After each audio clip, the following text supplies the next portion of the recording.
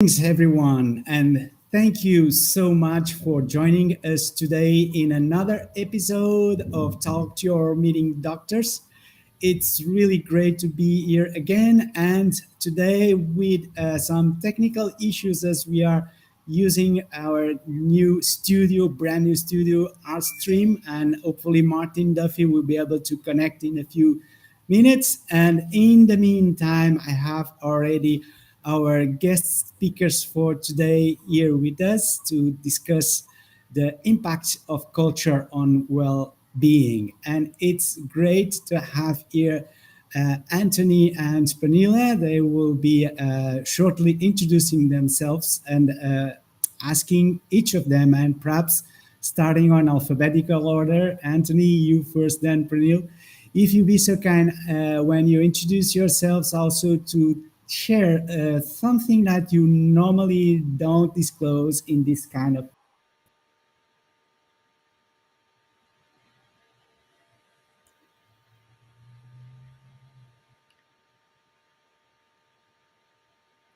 I don't know what happened. I think we might have lost Paul, but that's fine. I'm really happy to introduce myself and say something I don't normally say. So I'm Anthony. I run an organisation here in Brussels called Democratic Society. We work on democratic participation and citizen participation. So obviously we do a lot of facilitation, we run a lot of meetings, and the sort of thing that wouldn't normally come up in this kind of environment is that I'm one of the owners of Exeter City Football Club, which is a second division club in the UK. So it's a League Two club in the UK. And we work on, and we are a supporter-owned club, and I've been a member of the Supporters Trust since the club was bought by the supporters a few years back. So yes, it doesn't normally come up, but I think it's a big part of my inspiration for democratic and citizen action. That's amazing. How about you, Pernil? Well, my name is Pernilla Rorso, and I'm half Swedish, half Danish. I also have American relatives. I'm with an organization by the name of Hofstede Insights. And a lot of you probably heard the name Hofstede before. So Geert Hofstede, or Professor Geert Hofstede, was my mentor and also friend. And I work with culture, and that's both national culture, organizational culture, management. It could be anything. It could be mergers, acquisitions. It could be leadership, global leadership, and so on, running projects across cultures. And I've done research also on well-being and health. And the last thing I did was also looking at the different corona approaches across cultures. So something that wouldn't normally come up, I'm probably the only Dane that didn't really bike until maybe a year ago. So, and everyone tells me, well, you are not a proper Dane then. So, yeah. That's lovely. And I'm glad that Martin managed to join us. Hi, Martin. Good afternoon, everybody. Sorry for being delayed. Technology got in the way this time, I'm afraid. Yes, and we are always facing these issues. But we can roll up the program now. And Martin, over to you, perhaps to kickstart the discussion. Sure, yeah. It's Pernilla and Anthony, thank you very much for joining. Paul and myself, my apologies again for being late with the technology. It just wouldn't connect me in for some reason or other. I suppose just by way of introduction, Paul, I'm not sure if you've gone through the format with Pernilla and Anthony. Not really, but you can proceed with that. Yeah. Sure. Yeah. Just the format that we take, guys. We call it a fireside chat because literally that's what we try to achieve. So we don't do any detailed preparation. We don't have any pre-prepared questions. We just have a theme or a topic, and we normally like to have a conversation with experts under the particular theme and see where that conversation takes us. Okay. This particular topic actually, it came out of our previous discussion last month, and the central theme was well-being, and very broadly well-being and the significance of it. But what came out of it was a question around culture and organization culture and the impact that organization culture might have on well-being and the significance of that question. So we thought that could be an interesting conversation to have with experts like yourselves. So I suppose I'd just open it to the floor. Do you have any immediate observations or questions or ideas, comments about Let me just ask you a question. So when you say culture, you mean primarily organizational culture or national culture or both?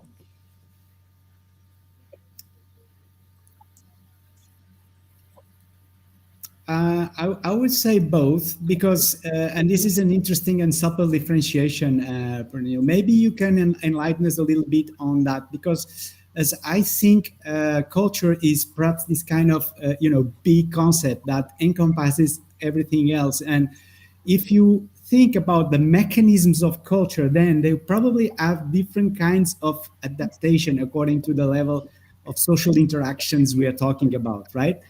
In that sense, Okay. maybe we can have even a couple culture, right? A couple culture, a family culture, organizational culture, Mm. and country culture. But maybe it's the same phenomena, right? Yeah, I mean, definitely culture. You have a lot of different levels. So whether it be national, ethnicity, whether it be regional, whether it be gender, occupational, and so on, organizational, and broadly speaking, you can say that Hofstede he defined culture, national culture, then as the collective programming of the human mind that differentiates one group of people from other group of people. And that's primarily made up by our values. So that's really the core of culture. Organizational culture, on the other hand, has more to do with practices. And it's basically how people in an organization which relate to their tasks, they relate to other people and the outside world compared to other organizations. So I'll just repeat. So national culture, regional culture, and so on will be primarily related to values. And organizational culture will primarily be related to practices.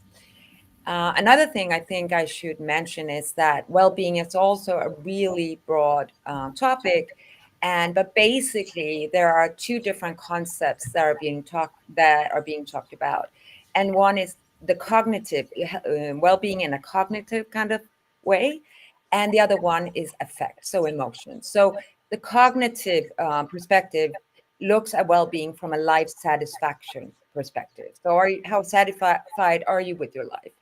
And the cognitive, the affect aspect looks at emotions. So you have both positive effect and you have negative effect. So positive effect that could be feelings of joy, and negative effect could be feelings of depression, neuroticism, and so on. I don't know if that helps or just to kickstart the conversation. Yeah, absolutely. Anthony, do you want to pick up on anything that Pernilla said there?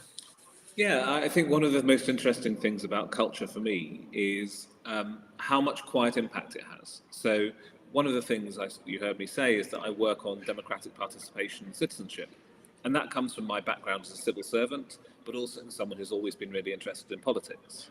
And one of the things that I've noticed as I've done this work over the last 15 years is that I started out with quite a kind of mechanistic view of how decisions get taken, and quite a kind of engineering, I suppose, view of the processes through which government gets decisions done. And as I've kind of worked with these decision-making processes for longer and longer, I've realised how much the culture and the cultural aspects are actually almost more important than some of the processes that lead to those decisions.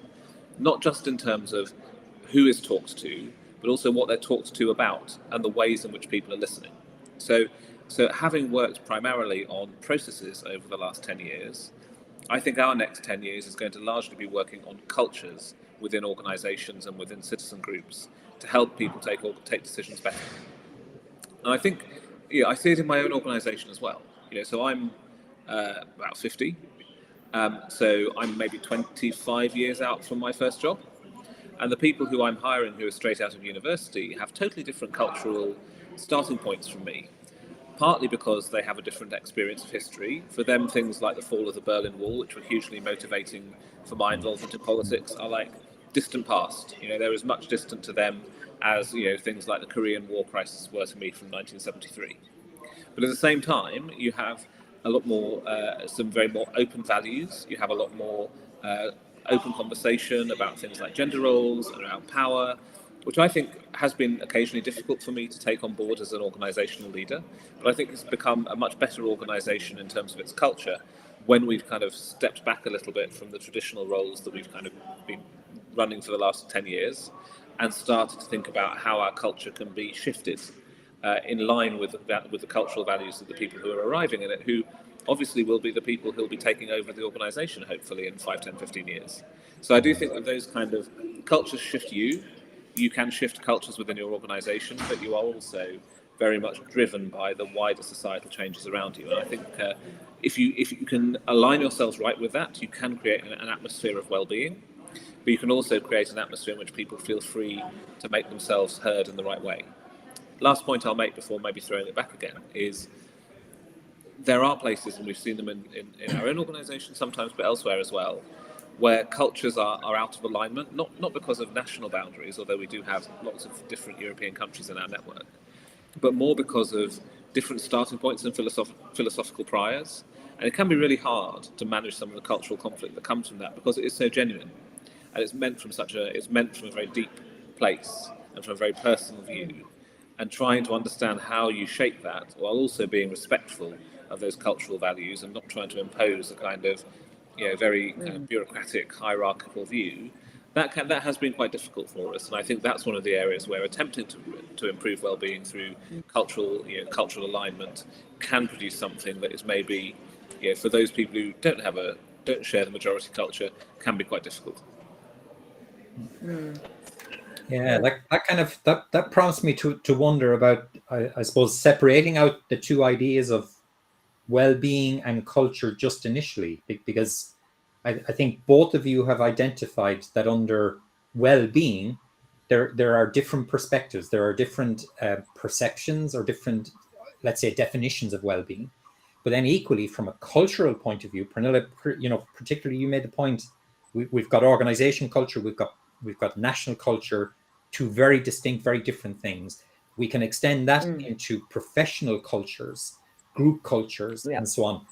So could I kind of switch to the well-being piece just initially? Could I just put a question to you both? Would you agree or disagree that over the last, say, I don't know, let's take a 10-year time frame for the moment. Would you agree that broadly, very broadly speaking, that the well-being of people in organizations has progressively declined over the last 10 years? Would you think that's a fair comment, or is that an unfair comment? Very broadly.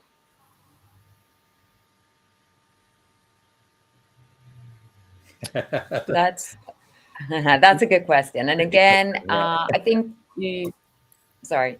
Do you want to start, Anthony? Or I can start. No, it's fine.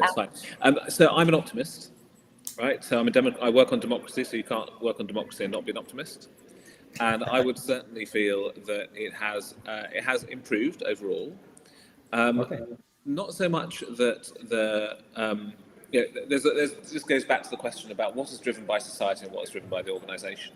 But if I look around the organisations that I know best, the UK civil service, local government, and the NGO sector, although there is an increasing amount of workload pressure, which is a problem, which is definitely on the negative side of the balance sheet, I think there is also a lot more openness and flexibility to people's personal circumstances. So, when I was a young civil servant and had kids 20 years ago, it was a little unusual that I was keen to work like 4 days a week or 1 day from home and things like that. And it was like, oh, do you have to? Really? Oh, we're going to have to do all this setup for you. It's really tiresome. So yeah, I think there is some of that that does help well-being. It helps well-being in a kind of quite a quiet way. Maybe it's not very noticeable because it's easier for people to do the things they want to do. And then I think there is a question about whether that flexibility has led to an expectation of availability that has led to higher workloads and stress and pressure. So I do think it goes both ways. I tend to see the glass as half full rather than half empty. Okay, interesting. Pernilla? That's also a cultural aspect. So indulgence versus restraint, that cultural dimension correlates with optimism. So, and the UK is indulgent as a culture. I would say this is a very complex question, and there are so many things playing into it. One is that it depends on the national culture. You have to look at both aspects, right? Or several levels at the same time, because they are different, yeah, but they impact on each other. So, or the national culture has an effect on the organizational culture, of course. Um, so it depends on the nation. And I would also say that there are different aspects to it. And I think, Anthony, that's also what you were touching upon. And again, it differs according to the country. So, for instance, you look at the focus now in some countries on gender issues, gender equality, equality of LGBT, and so on. So, in that sense, yes, it has improved. But at the same time, in several countries where this has not been maybe the norm previously, where people they work to live, you also see that people are getting busier at work. They have to perform more. And again, you cannot generalize across cultures. So you have Yeah. to look at the different countries to look at this. So, and we also know that one of the cultural dimensions of uncertainty avoidance that correlates with the extent to which people feel very stressed at work and anxious. And uncertainty avoidance, compared to a lot of the other cultural dimensions, is not really a dimension where we see any changes, really big shifts. So, in that sense, and then you, of course, have cultures where they have always, it's really in their culture to work a lot. So, I mean, again, it really depends on what you're looking at. And it also comes down to how do you define well being? And how do you define well being in organizations?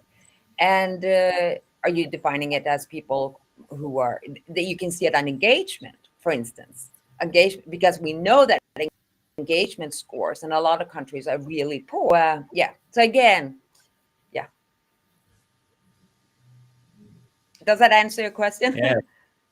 It partly does, but it begs another question then. So if we're looking at, if I'm interpreting correctly, very broadly, I think both of you are saying that national culture kind of feeds into organizational culture, and then Yeah. organizational culture feeds into well-being. Now, there's a lot of caveats. There's a lot of sub questions about defining culture or defining well-being, and that's probably a very broad spectrum. But the question that what both of you have said there is begging in my mind is, so which culture is national culture or organizational culture having more of an impact on the overall well-being of people, or are they roughly 50-50? um Well, that's a good question. And again, it depends. I know I say that a lot. But if you think about what things correlate with the different types of well being, so for instance, work satisfaction obviously will be more strongly correlated with organizational culture and also, of course, professional culture. But if you look at national culture, that will be, we know that one of the things that is very strongly correlated with national culture is the extent to which people feel that they have free choice and control over their own lives. So that will, does not necessarily, well, of course, a little bit, relates to the organizational culture, the work environment. But even holding that constant, you will still see that this is a national culture aspect.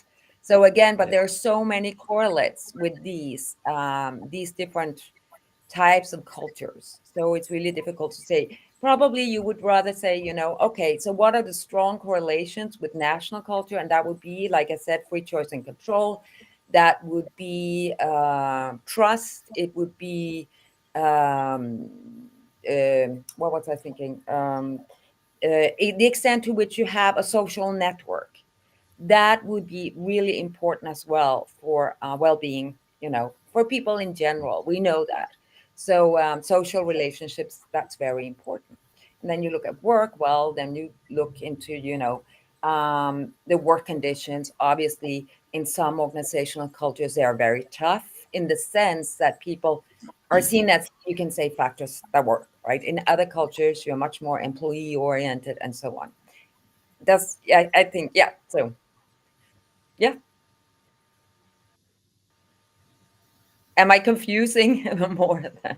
No, it's interesting, Pernille and Martin, if you might step in here for a moment, Sentence there, Pernille. because Last. I'm.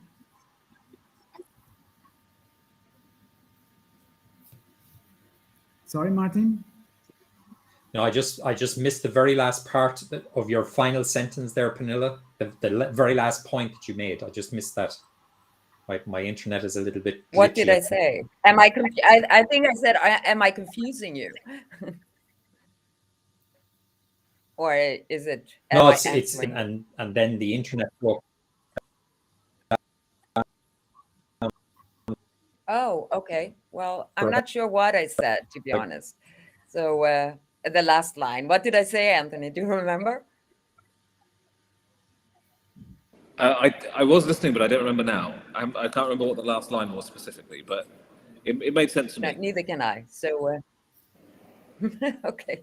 But Martin, let me throw here an observation that I've recently. I'm doing this broadcast from a big hospital in Mother Island, and I realized now that the well-being, as you mentioned, Pernille, needs to be defined, right? So what's about work well-being, perhaps something else different than a personal well-being.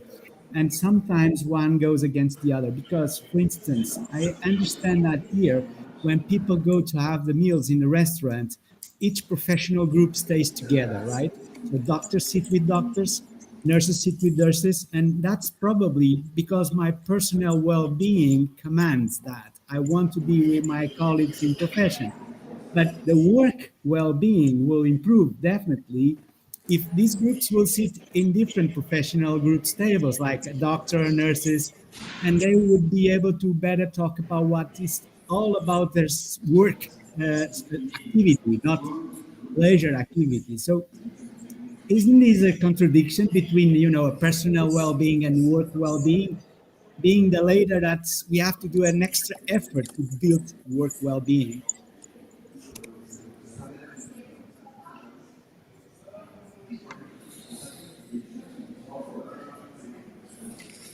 I suppose it's a question that I find interestingly difficult to answer. I was just reflecting on it, and this is a bad sign for my psychological health, I suspect. I was thinking, I'm not sure how I distinguish between home well-being and work well-being. It's kind of it's not like, I hope it's not that I'm just a total work obsessive. I hope not, but it's just whether that distinction can be so tightly drawn.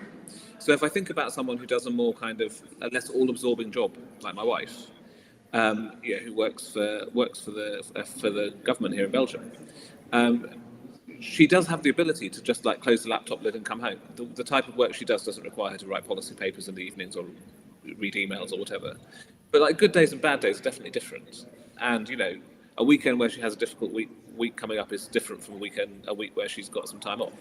I think that's true for everyone as well. So I don't know how much that's driven by culture and how much that's driven by personality, but I'm sure that if her team's culture were less open and welcoming and fun and interesting, she would probably have more bad days and fewer good days. So I think that the culture that drives people's mood versus the culture that kind of drives people's well-being rather, versus the culture that, for example, opens up on difficult conversations or looks for accountability or in a negative sense looks for blame. Those sorts of things, I think they're quite intimately linked. And I don't know how much you can unscramble the eggs. Yeah, I think that's an interesting point for sure. And what was prompting my original question about the relative impact of national culture versus organizational culture was the idea of time scale. So national culture, I would suggest, is relatively static, relatively. So it takes a very, very long time for a national culture to shift. And it might start shifting because of economic factors, socio-economic development factors, legal factors. But I think you will be measuring those kind of changes over decades as opposed to over, let's say, years. Whereas organizational culture can shift, I would suggest, almost on quarterly basis. For a lot of commercial organizations, they could shift almost quarterly, depending on how the financial performance is going. If we look a little bit broader into societal organizations, so not necessarily commercial, they would tend to take their markers, I would suggest, from the overall economic framework, if you like. So the cycle of cultural change within the organizations within those types of organizations might be a little bit longer. It might run over a year or 2 or 3 or 4 years. But so my proposition would be that a serious driver of individual well-being is actually the organizations that we work in, as opposed to the national cultural dimensions that we talked about previously. So here's an observation that, and again, I just invite you to disagree or otherwise. My own personal observations in the last 5 to 6, maybe 10 years, organizations I've interacted with, people have tended to be more and more stressed, more and more kind of fretful, more and more angst, more and more less certain about their place in things, a less sense of permanency. And I just wonder to what extent is that driven by the organizations or driven by society or driven by the national cultures. I suppose that's where now I may be wrong. Maybe my perceptions are wrong, but I'd put that out there as an observation and just invite you to give your sense from your own experiences. Would you share that sense or would you have a different sense? I would say that I would share that sense. Again, continuing on, what are we looking at? Which industry, which tree, and so on. But it generally is.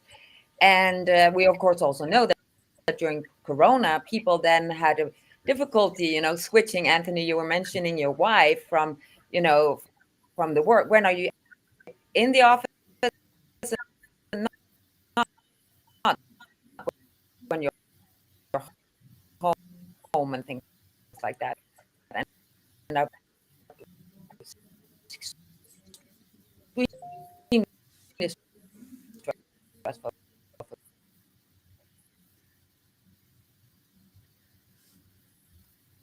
I think I'm losing Pernille. Yeah, I was losing Pernille there as well.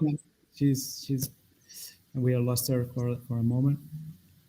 Anthony, your connection is still good. Did you catch Pernille there? No, I didn't. I think she froze when she froze for you as well.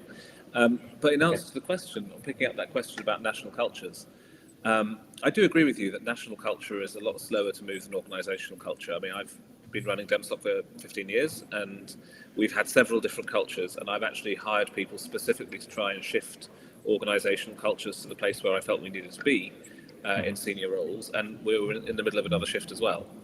So I think that's absolutely right. Where I'm uncertain is which has the upper hand, the kind of the person's culture or the national culture.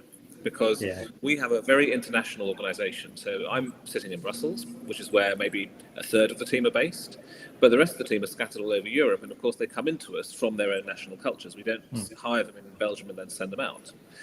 And that has been, I think, quite interesting in terms of similarities and differences. And I think that they are probably more similar than an average Spanish, Polish, Italian, Swedish, etc. person would be, because they're attracted by our work. They like the flexibility of freelancing. They're open to thinking about democratic participation and citizenship. They are like, probably on the ocean scale. They're very high O's.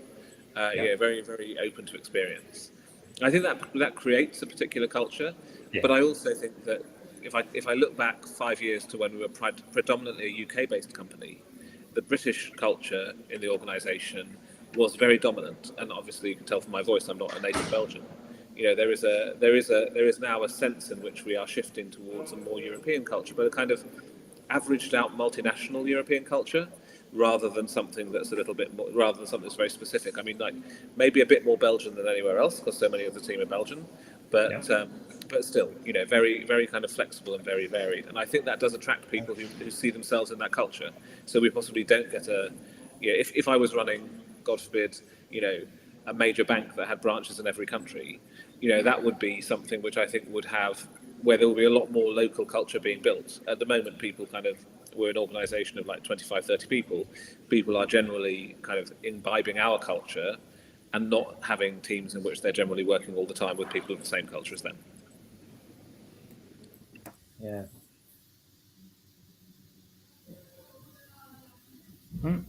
Pranil, I think your connection. We are not listening to you, Pranil. I'm not getting Maybe you there at all, Pranil. yeah, we are. You are not reaching us. Yeah, I'm not sure, Pranil, if you're listening to us. Maybe if you could try to switch your internet device on your own or wherever you are in the office, because the bandwidth we are receiving from you is not stable. Maybe if you do a reset on the router or something, it will fix things.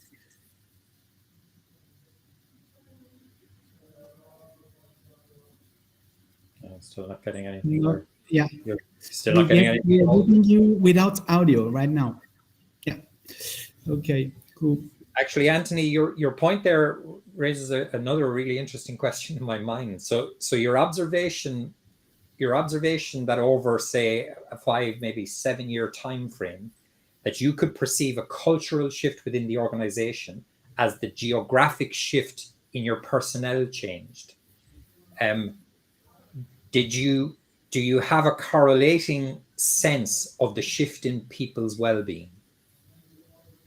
Or broadly, has the well-being stayed broadly the same, do you think?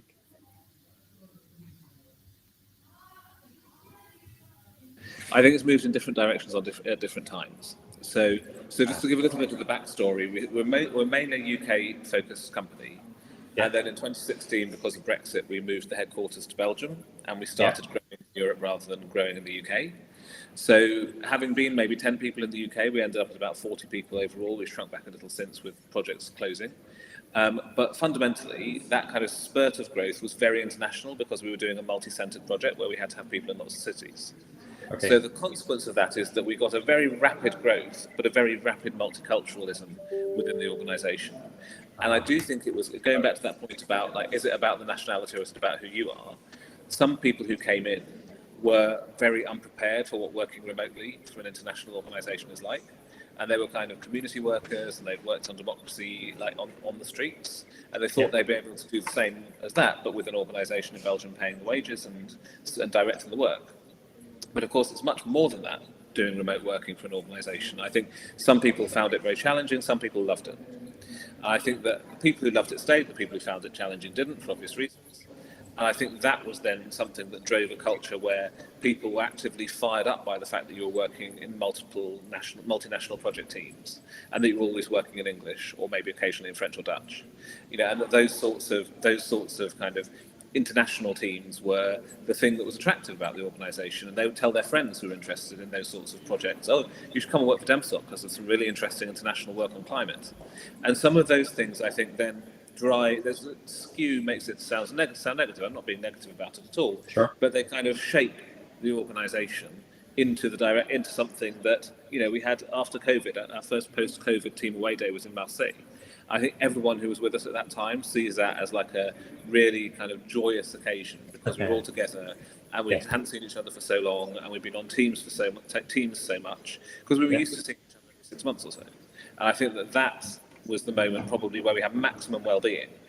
But then in the moments during the pandemic, but also during the period where new arrivals were starting remotely, that was probably one of our lowest well-being points, because you did have then some people really struggling, and you just couldn't get yourself to, you know, a Central European city or to Italy or to Scandinavia to kind of have the conversation face to face that you might have wanted to have.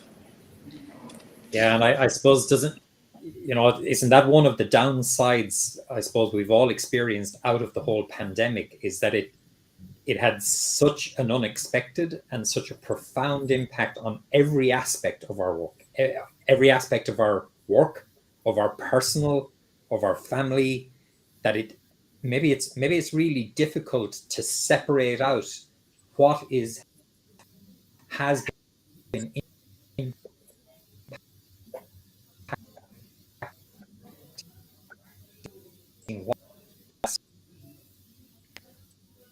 8 to maybe 15 years. So there is a difficulty in finding a reasonable benchmark against which we can have a shared conversation about something like the question we're talking about: culture impact on well-being.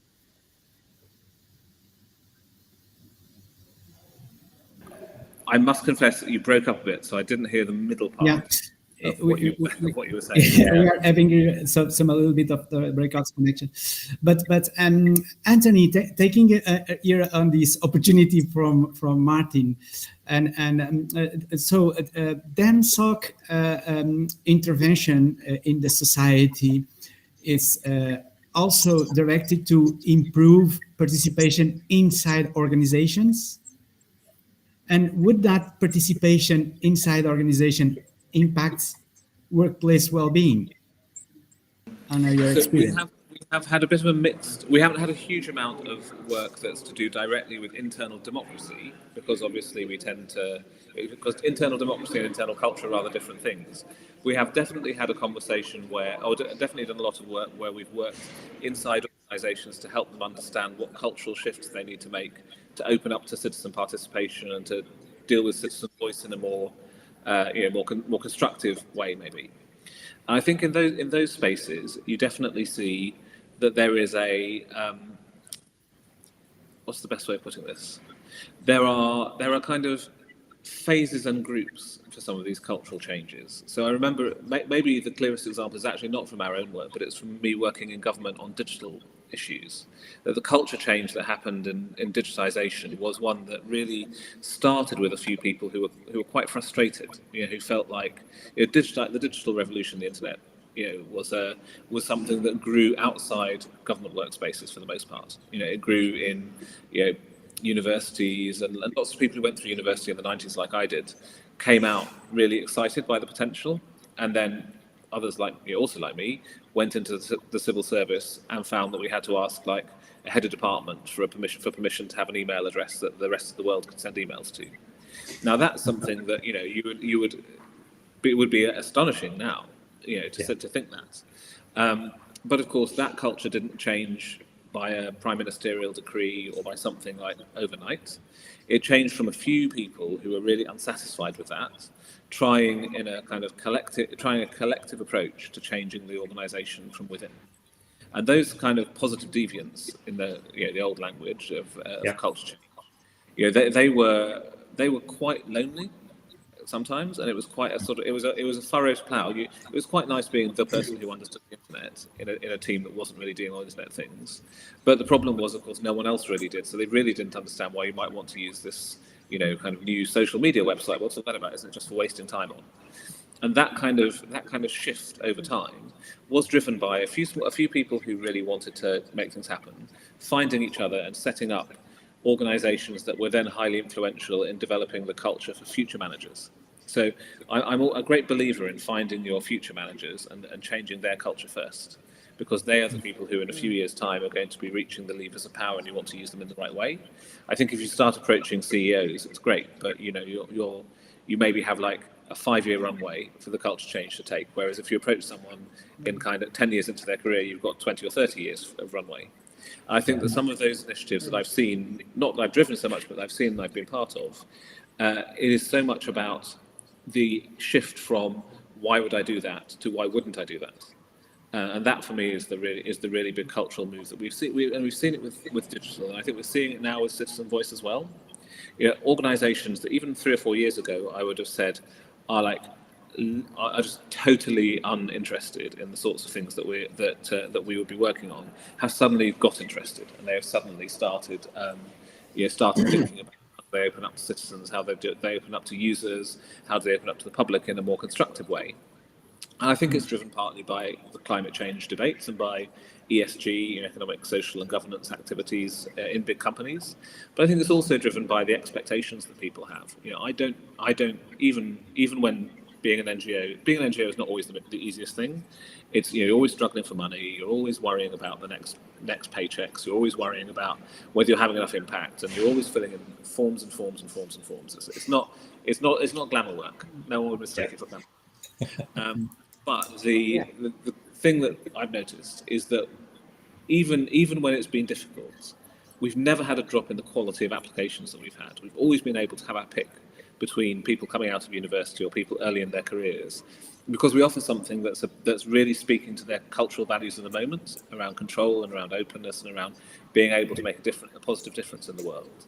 And I think that is really, really interesting, because when I was a young undergraduate, young postgraduate in the 90s, people went to the city, or they went into big organisations. And I don't want to tell a story that someone else is to tell, but I was sitting with a friend of mine who was a civil servant my age, joined civil service around the same time as me, and who was a black woman who grew up on an estate in South London, and she still lives in the neighbourhood and she works with young people's groups in that part of London. And it really stuck with me that she said, when I was young, I'm working with like 15-year-olds. When I was their age, I saw people in the civil service and I saw people in government. And I thought, that's where the power is. I'm going to go and take that power over. I'm going to make my voice heard in those spaces. But the people that she's working with now are totally uninterested in that. They want to set up their own micro campaigns or their own little initiatives or their own kind of approach or their own social enterprise, because that's how they see change being made. That's how they see the most productive pathway to change that doesn't require them to subordinate themselves for 15 years to a corporate hierarchy in the expectation or hope that you get to the top in the end. And I think that's a really striking challenge to some of the questions around culture, because it doesn't make companies and big organisations think about how they are opening up to internal voices. And we've been involved in the UK again in a few conversations at an early stage with companies about how do they create these kind of internal, more democratic is a tricky word, because obviously shareholders is a shareholder democracy, but shareholders are not necessarily always operating in such a democratic way. But similarly within companies, there are, like in governments, limits and frames within which democracy can operate, in places where it just doesn't. And I think that within that and within those frames, there's quite a lot of exploration. There's quite a lot of interesting work going on to try and open up those kind of opportunities for people to make something for themselves. Unilever was a good example. I mean, a few years ago now, but I worked with someone in Unilever who was trying to effectively set up an internal social enterprise on social economic and governance work. And it's just really interesting that a big organisation, a massive organisation like Unilever, can have these little cells of innovation within them, and then I must say I don't know what happened to it, but as an idea, I thought it was really powerful. But more importantly, as a kind of cultural marker, that Unilever is the sort of place where we want you to be able to pursue these things for yourself, in the interests of the collective of the company as a whole. I thought it was really interesting. Just as a matter of interest, Anthony, what kind of timescale did that happen in? Was that a couple of years ago? Was that very recent? It was longer than that. It was maybe 8-9 years ago. So it was quite early. It was quite early in that sort of thinking. And actually, so that answer now connects two dots that from what you've said there have very strongly formed in my mind. So your personal experience going back, say 15, say 20 years ago, when you came out of college, you went into organizations, you gave the example of the personal email, and that sounded to me like that was a bottom up kind of ask for a shift in culture. Move forward to your case study of Unilever, where you said there were pockets of, let's call it innovation, cultural innovation happening, and the organization was keen to foster that, to harness that, capture that. Let's now fast forward to today, to social media today. And let me give an analogy. Back 15, 20 years ago, there was a very small garden hose with a relatively light trickle looking to spread culture. In the Unilever example, actually, there's multiple garden hoses with a little bit more power, but still there are multiple hoses. I would suggest that our current social media, in the space of literally 10 years, has turned multiple fire hoses onto all of our organizations. And the consequence, and this is just a proposition, but the consequence of that is a significant amount of confusion as to, well, what are our cultural values? What are our cultural norms? And are we in an environment now where that well-being question that I put a little while ago, that if my proposition is correct, that there's been a progressive, slow decline in general well-being within organizations, are we getting to a point where organizations will actually have to focus on the well-being question in order to engender cultures that are what they are seeking to develop? And the driver of that, I would proposition, is around the multiple fire hoses that social media kind of targets onto every organization simultaneously. I know I've used a lot of mixed metaphors there. No, no, no, no, no. I do understand what you're saying. I think that is absolutely true. But I also think it's starting to change in another revolution. I think that's going to be driven by the shift of social media to a more AI-based system, or the threats that AI brings to social media. Like the most worried person about ChatGPT really ought to be Mark Zuckerberg, and the second most worried ought to be Elon Musk, because what social media has done is created an image of unfiltered voice. But if unfiltered voice can be artificial intelligence generated voice, and you suddenly can't trust the authenticity of the voices that you hear on social media, how much can you trust social media, and how does that change people's expectations and attitudes? I mean, I can certainly imagine that Twitter is the classic example, in that it is a very small section of the population, but it's quite a large section of journalists and quite a large section of opinion formers and policymakers. So in my world, Twitter is far more important than Facebook for messaging, but Facebook is far more important than Twitter for talking to the general public. If both of those mediums get corrupted, I mean, not in a money-changing hand sense, but if the authenticity of their voice is reduced, or the perceived authenticity of their voice is reduced because everyone isn't sure whether it's a real person or a chat or a bot, that I think would be really interesting. The effect of that would be really interesting. Whether you go back to a more kind of human-centered authenticity, and like video and other things, but even that's very, very fakeable very soon. Or if you go back to more networks of personal connection. I mean, back in the day, many years ago, there was a social network called Path, which only allowed you to have 50 friends. And that kind of those sorts of very small groups, or groups where there's very high levels of trust. I mean, those sorts of things I think are potentially a real challenge to some of those fire hoses, or to some of those like multiple fire hoses that trained on the organisation. And it may be a moment in which organisations are able to take a little bit more control of their culture, or of their cultural messaging at least, by using some of the platforms that are available to them away from Facebook, Twitter, and to some extent LinkedIn. Yeah, no, it's a really interesting juncture. I think that we are arriving at. I don't have the answers to where it might go to, but I think that's a really interesting proposition, Anthony. That the authenticity of those voices. If we start to doubt the individualistic voice, and if we think that the voice that I'm hearing, I don't know where it's coming from, if that drives us back to more interpersonal connection, more individual connection, that could be a really, really interesting development, and how it would manifest in the social media spheres, but more particularly, how it would then manifest in the workplace. So instead of sending emails, maybe people would start talking to each other again at the water cooler or at the photocopier, but we don't need photocopiers. So that social club has diminished. But hopefully everybody will still drink a cup of coffee. So hopefully we might still get to maybe have the water cooler moment or have the espresso moment. But certainly it sounds like we could be at a junction point where culture and well-being are both likely to shift, and hopefully the positive culture shifts might just raise the boat of the well-being to bring us back to someplace perhaps you and I, coming from a similar generation, although I'm a few years ahead of you, but certainly there's a trajectory I think that both of us are identifying here in the conversation, that maybe things are bottoming out, and maybe there's good scope now for a slow picking up on both org culture and on the whole well-being impact that it would have.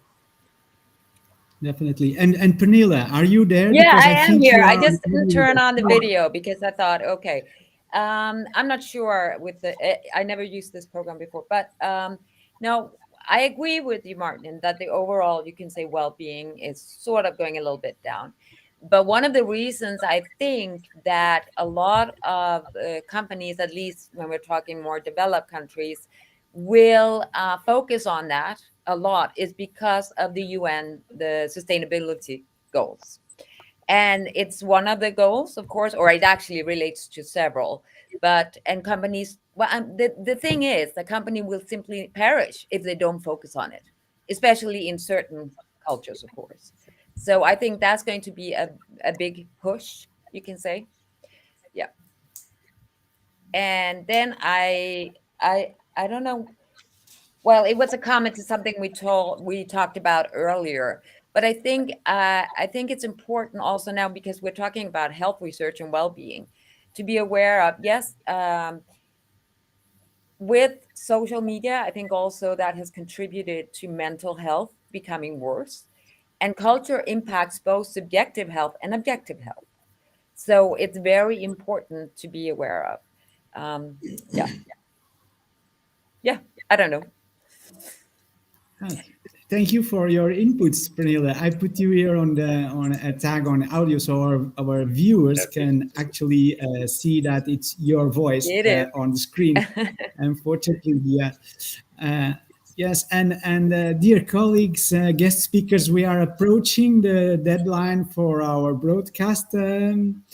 Martin, as you know, 50 minutes is perhaps too much, and we're losing followers, which I believe I please have still many of you following on LinkedIn, and a quiet chat today, no comments from the Yeah. viewers.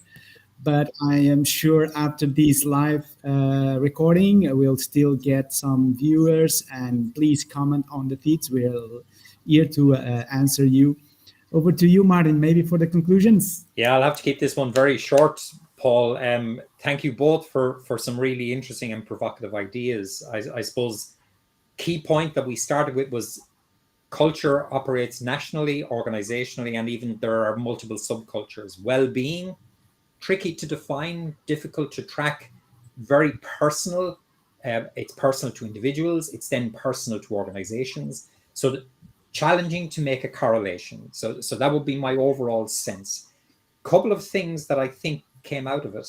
Um, the, the whole question of the impact of national culture on organizational cultures, the timeline over which they might happen, where the shifts might be changing, have to be taken into account. We have all had an aberration, which was the pandemic, that took 2 years to more or less see us through it, making it even more challenging to make an assessment or a firm grounding of the impact of our culture on well-being. But I'd summarize it in the very last point, Anthony, that you made, which I think is one. It's an optimistic point, but it's the whole question of the impact of social media on our organizations. My analogy of the garden hose from 15 or 20 years ago to the multiple fire hoses of today, which is largely due to social media. But perhaps we are at the very bottom of that well-being curve, with the possibility to increase positively on well-being. But it's likely to need a shift, which you identified, Anthony, of does social media itself now need to change because of AI, because of the lack of clarity as to whose voice are we hearing? Is that likely to drive people back into individual personal connections? And from that, we would hope that personal well-being and collective well-being would start to actually have an upward trajectory into the coming years. Absolutely, Martin and Anthony and Pernilla. I know that you are still here with us on audio. Final word for our viewers. What piece of advice will you give to the audience that will be listening and following us? I would say managers, chief executives, even consultants that are listening to us right now. Piece of advice for our culture impact on well-being. I would say go and find the new arrivals and talk to them without judgment about what their expectations are of what their life will be like in your organization. Yeah. Okay, I would say it differs on the level again, but national cultures, I would say focus on education. So for the countries, it's about focusing on education because that's the only way we can really lift them. Organizational culture, measure organizational culture. It can be done. It can be, you can actually set the organizational culture. You know which levers to change. If you, for instance, want to change to a more supportive organizational culture of well-being, and personal culture then would be to hold on to your relationships no matter, and I'm not talking social media. I mean, we know it's one of the most important things, and actually it is the case that people are becoming more individualist, and that's a problem because in the very individualist cultures, depending on other aspects of culture, we know that if you're lonely in those cultures, you're very lonely. And so those would be my three pieces of advice for the national level, organizational level, and the individual level. Fantastic, fantastic, Super. Pernilla. Well said. Thank you so much. Yes, thank you so much, everyone, and thanks for watching. Thank you so much, Anthony, Pernilla, and Martin, for being here. It's really great to have this hour every month to have these in-depth conversations. I hope that our viewers also enjoyed our company today. And we're closing the stream now. Goodbye, and see you next month for a new topic to be announced. Thanks very much. Bye. Thanks very much. Nice to Goodbye. meet you, all of you, and goodbye to Thank all you. our listeners. Bye.